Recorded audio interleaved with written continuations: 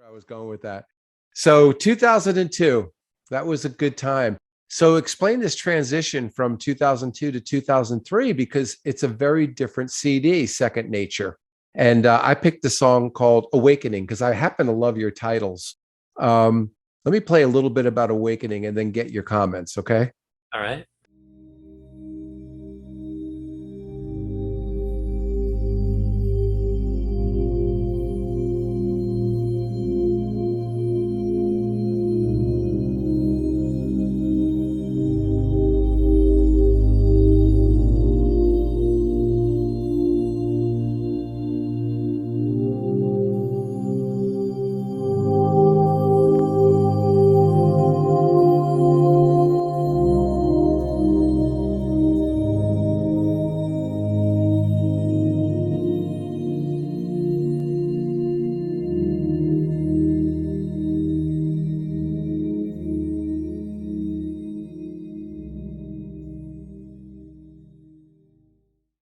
Let me tell you what I get a kick out of, okay? Because this is really fun for me.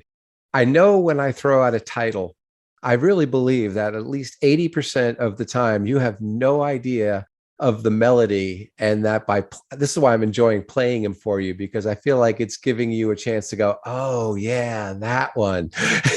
and That is correct. I'm having fun picking out selections that you're having to deal with. It's like spin the wheel. It's kind of like For you, yeah. spin the bottle, For whatever. me, for me, it's a little more maniacal than that. I'm actually enjoying this. So, what would you like to say about the collection number one? Because it is a very different collection for you. You could talk a little bit about what this whole theme was, because clearly there was a theme, and then that track that we just played. It was really kind of an experimental. I wanted kind of a segue piece that was different from some of the others. Second Nature had River Runs Through It, which I absolutely love the film. I love the soundtrack, Mark Isham. That was one of his first songs that I ever covered that I really, really loved.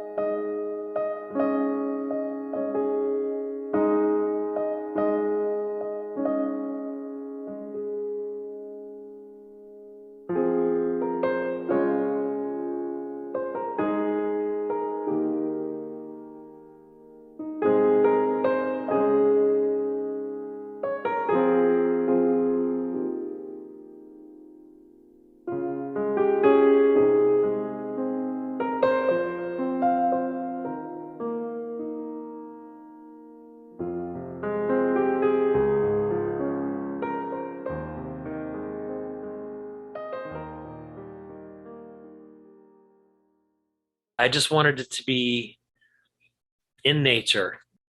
It was inspired by the Atlanta Botanical Gardens. A lot of the shots were filmed in Piedmont Park. And the music was just kind of reconnecting with nature. So second nature, like playing the piano for me is second nature. Oh, You that's know? cute. Oh, I didn't get that. That's nice.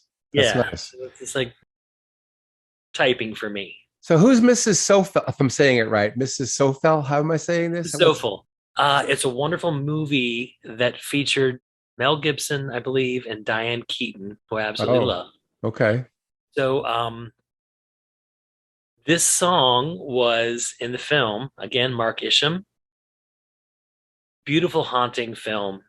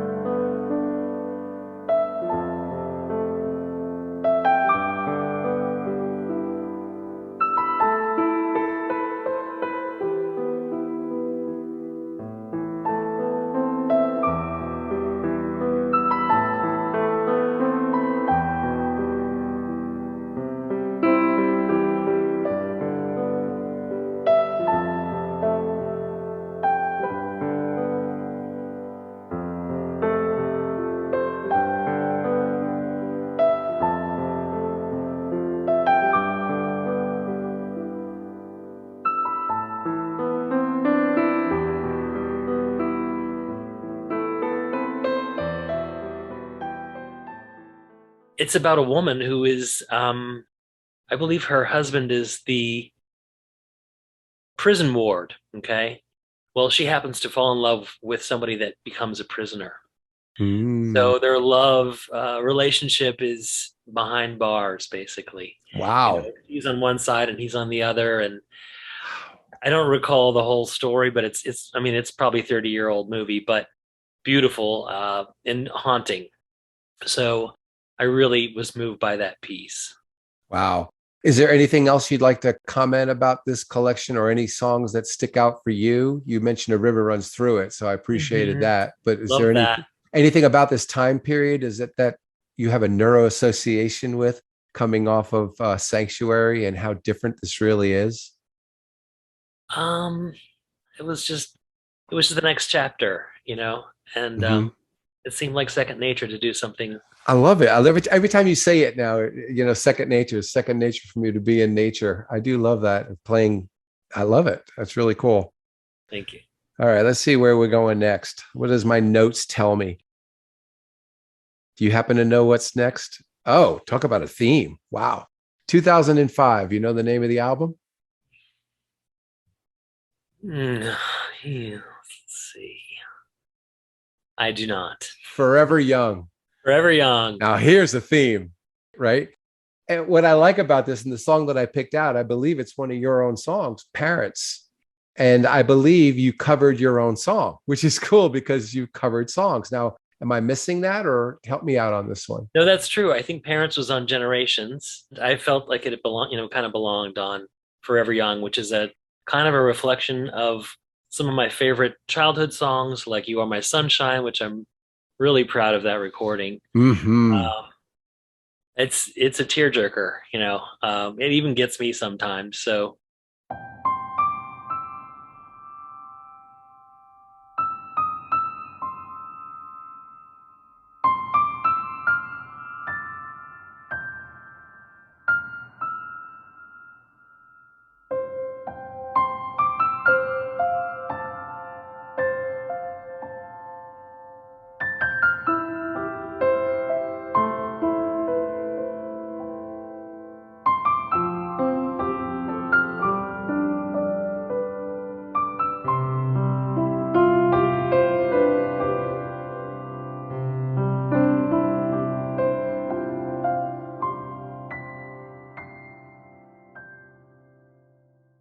I wanted to include some classic children's songs and then just kind of create some of my own. Hmm. Well, it's amazing. It's an amazing, and it really does touch deep. It's, I don't know what it is about some of these children classics, but the Itsy Bitsy Spider. I mean, who would cover the Itsy Bitsy Spider? That's just absolutely fascinating. And you did a great job with it. I mean, that's what's fun about it.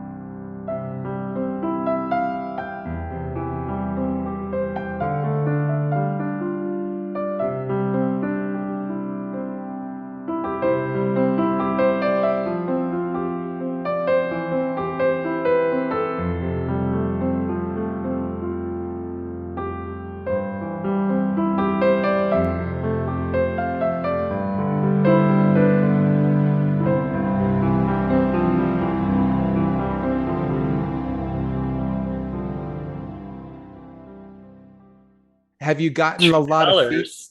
Yes. Oh my God, yes. And you want to talk a little bit about the singer in that? Yes, I do. He's a great guy. So True Colors was written by Cyndi Lauper, and love the song, love the meaning. And I was working at a law firm at the time. I was doing my music and I was working downtown in Atlanta at a law firm. And I worked with a guy who was a great vocalist and he was kind of a rocker, kind of a Christian rocker. And his name is Kevin Lawson. And we're still friends. Oh, He's a nice. great guy. His wife's adorable. And so I invited him to sing, to take True Colors and kind of like add his voice to it because I really wanted the lyrics included. I just didn't want the instrumental. So he obliged, and I think he did a great job. He And did. Oh, what a quality to his voice. Oh my gosh. And he yeah, really did. He made it his own too, which is yeah, wonderful. Yeah. nailed it.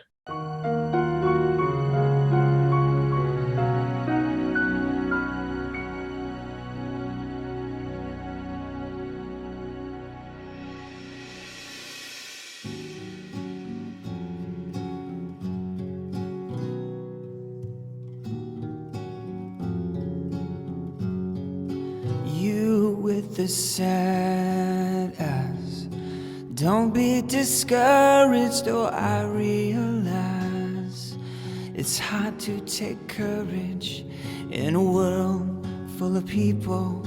You can lose sight of it all, and the darkness inside you can make you feel so small. But I see your true colors shining through. I see your true colors, and that's why I love you. So don't be afraid to let them show your true colors. Your true colors are beautiful like a rainbow.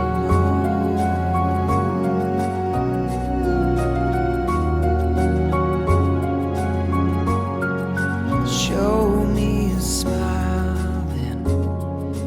Don't be unhappy, can't remember when I last saw you laughing.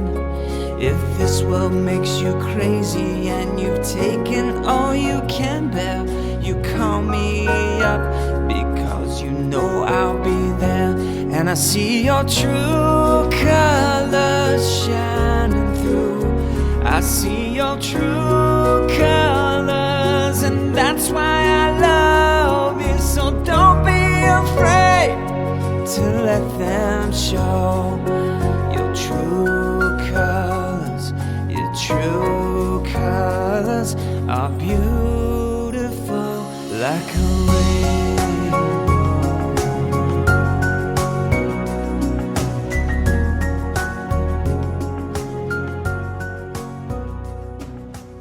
It would be fun sometime for you to do a collection of some of these songs that you have had people sing here and there. You've done a really good job. Water is Wide, that female, Yes. that's going back. When I'm going back, I'm going chronologically back. But you've done a really good job, picking your spots. I'm always interested in that. I do find that fascinating. Like, okay, so here, and it's fascinating. It's fun to try to conceive what you're thinking. Thank you. Yeah, Nice to absolutely. mix it up and have some different energy, and people come in and do their thing. So it's nice to collaborate. Oh, love is handsome and love is fine. The sweetest flower when first it's new, but love grows old and waxes cold and fades away like morning dew. Build me a boat that can carry two, and both shall rule, my love and I, and both shall rule, my love and I.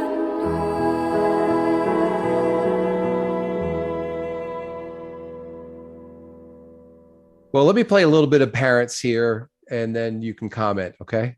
All right.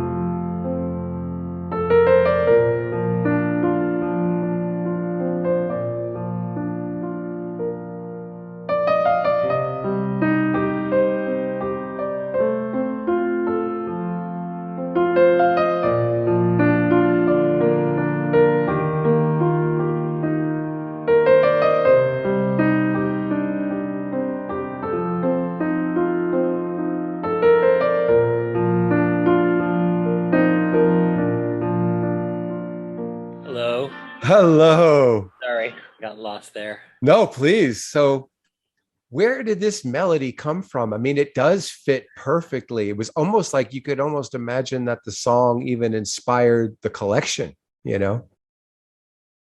Yeah, I mean, I dedicated that to my parents, and like I said, I think it appeared first on Generations, and I just felt like it needed to kind of get reworked a little bit with the Hmm. violin, and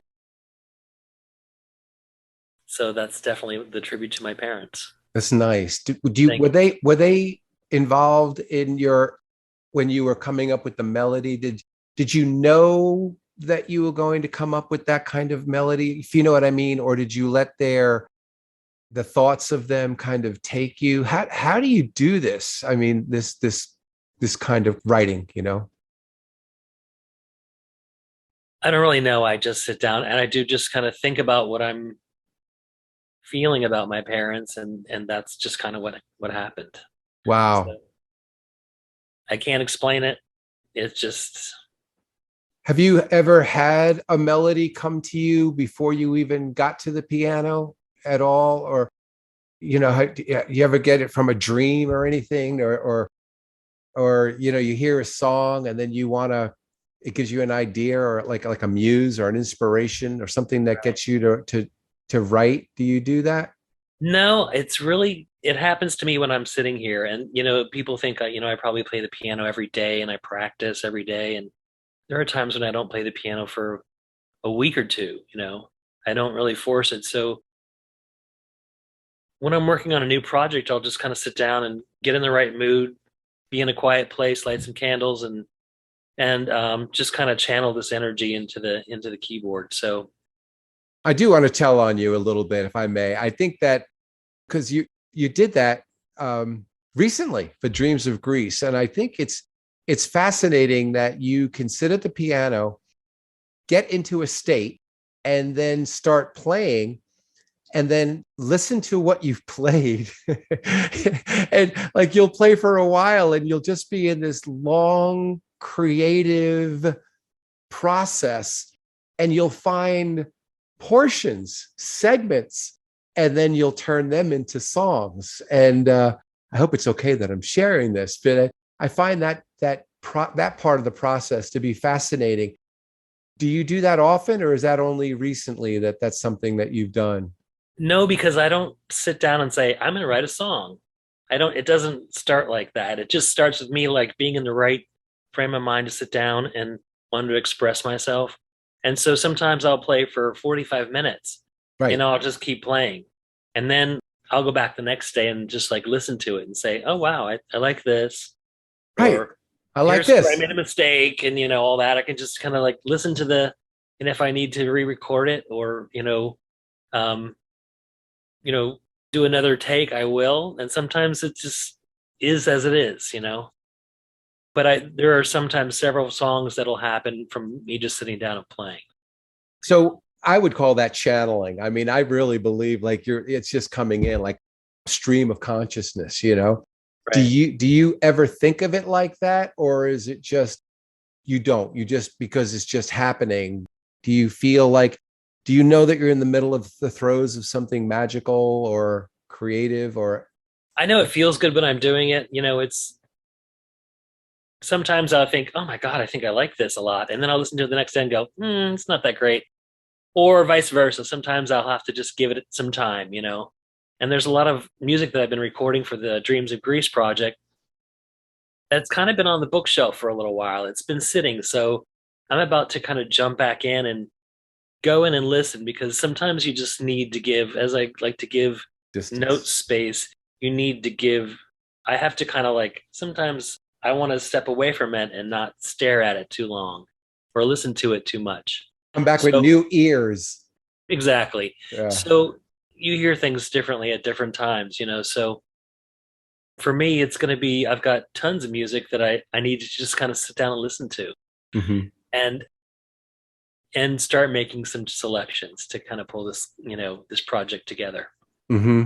Well, that's fun. Well, I really do want to know this. I mean, because you actually offered that to me about just playing and then listening the next day and going, hey, there's some really good pieces here. I'd like to use and elaborate on and play with. And I'm thinking like, wow, what a fun way, a process, to sit there. It's almost like writing, stream of consciousness, don't edit, just go ahead and do it. And then Right. later on, find what you like and then do your embellishments and your layering or whatever you do to create an arrangement or whatever you hear.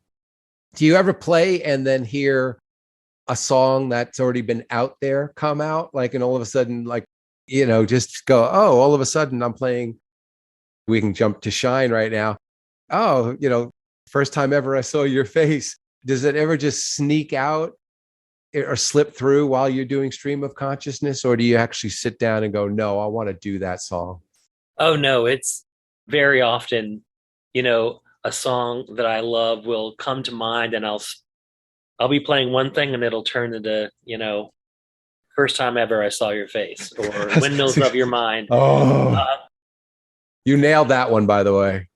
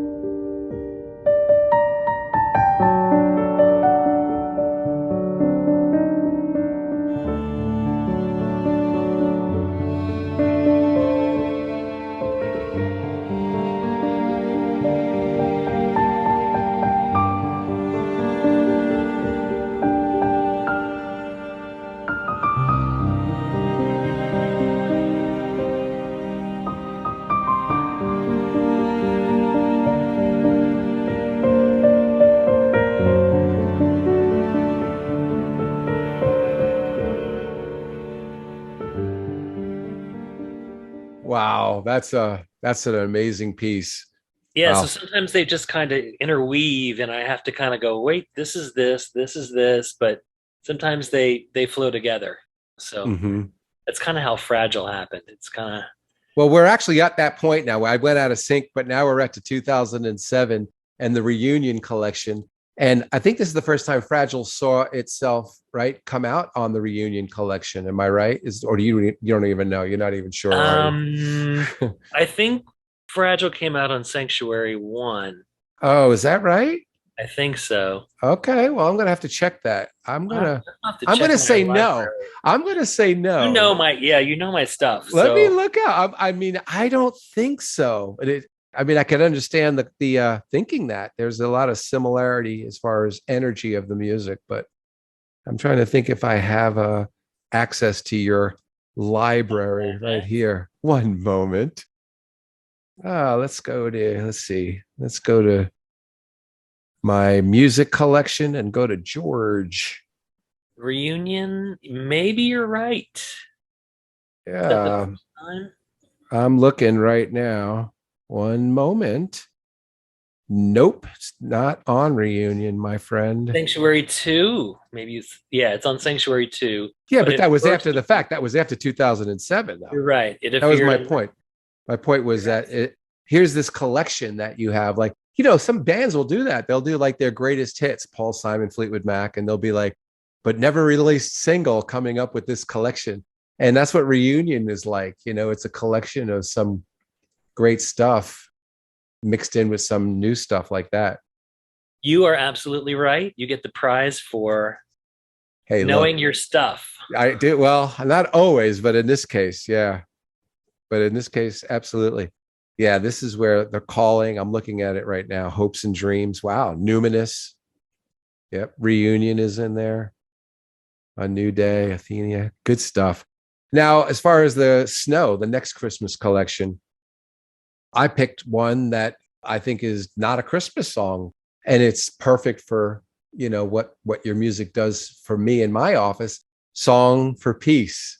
Are you familiar with that? That I would need to listen to that. Well, then let me play a couple of notes for you, okay? Okay, great. Okay, one moment, please.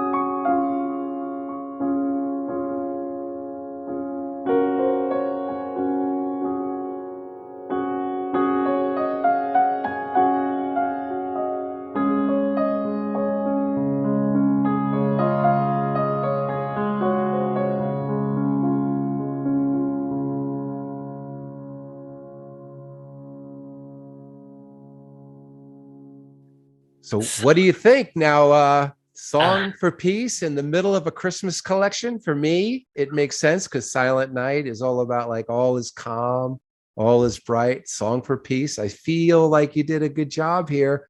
Thank you. What do you think about that number? I really just wanted to create something that was, it's a song that was recorded, and I'm like, I kind of applied a title at the end, really. I didn't like, I'm going to write a song for peace. It just felt appropriate. So It feels very Christmassy, and the right. dung, dung, dung, Right. dung, Yeah. snowy, and it's the album is Snow. So I really enjoyed that. Thank you. So you didn't really sit down and say, I'm going to write a Christmas song or song for peace. That's interesting. I think the song came first on that one, Wow. which Fascinating. is often the case. I mean, honestly, a lot of times I have no idea what these songs are going to be titled. I just kind of Mm-hmm. listen to them and just kind of see where my head goes, and Mm-hmm. that's kind of how it happens most of the time. Well, I do want to tell you about Imagine, because this is the CD we're up to now, 2009. Wow. I mean, just wow, wow, and wow. And I want to read some quotes that I had of people that I put away because it was just so glowing for you. And I'm trying to find it now because I've got so many pages open here because I wanted to do this. I'm going to go there myself. Amazing collection from John Lennon's song Imagine, which is the title track, to Send in the Clowns, my favorite, Both Sides Now. You do an incredible version of Hallelujah, Leonard Cohen's Hallelujah. That gets a lot of love in my office, just so you know. People really like that one. And I have to tell you that I fell in love with Katie Lang's version. I'm a huge Katie Lang fan, and her version of Hallelujah really just moved me. So she inspired me to cover the song. Oh, that's nice.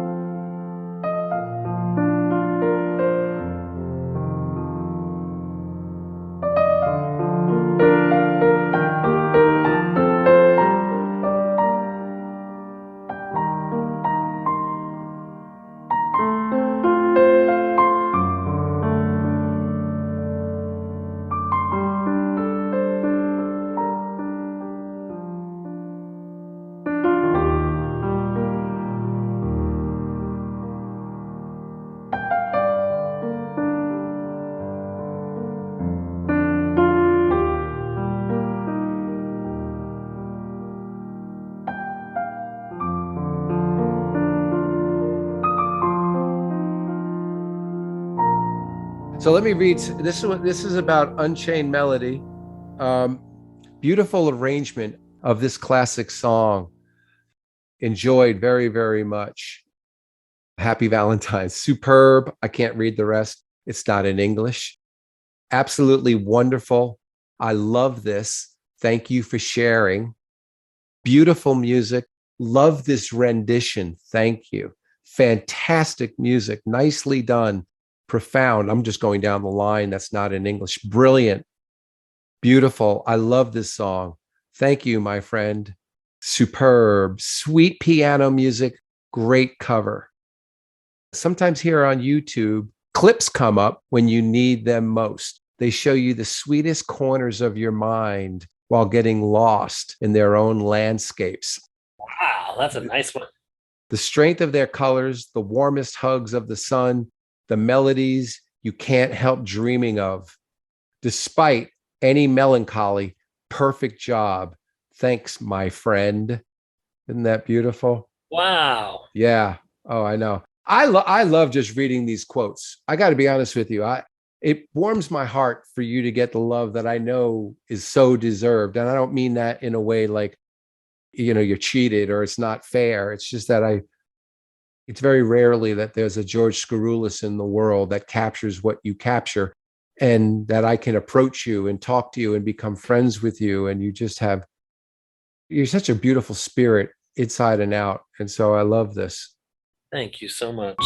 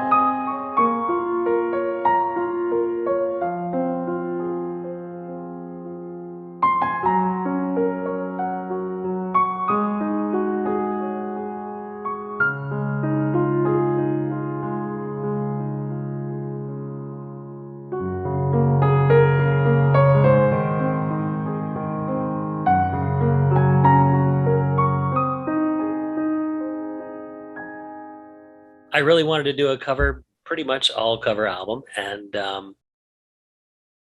I love Both Sides Now. That I My got a massage favorite. probably 2 years ago, and the therapist is a dear friend of mine, and she's a massage therapist at the Ritz Carlton, and I played a charity event, and they treated me to a complimentary massage. She goes, "Do you mind if I play your music?" And I'm like, "I'd rather you not," but she did anyway. Mhm. And Both Sides Now came on, and I started crying because I don't, like I said, I don't really listen to it. So I was really moved by that. And I wrote that for my dear friend Matt McClendon, who was such a huge part of my life and an amazing graphic designer. And so he helped pull that all together. And Nice. my dear friend Darcy Pino took that photograph. There was Beautiful. a wonderful old, basically a huge warehouse of old pianos off of I-20 in Atlanta. And I used to love to go in there and take pictures. The guy would just kind of, you could just walk around and just see pianos upon a pianos stacked upon each other. And I kind of knew that that was going to be the place where I wanted to have this photo taken. So Mm. we got permission. Darcy and I went in there and threw up some lights, and she did a beautiful job. And Matt Yes. put it all together and created that amazing cover. So I'm really proud of that. What a collection. Amazing Grace, right? I mean, Thank you. wow. So, did I ever get the opportunity to tell you how much I enjoy Both Sides Now? Do you remember me ever mentioning that to I you ever? do. Oh, I do. good, good. It's a standout for me. I really love Yeah. that.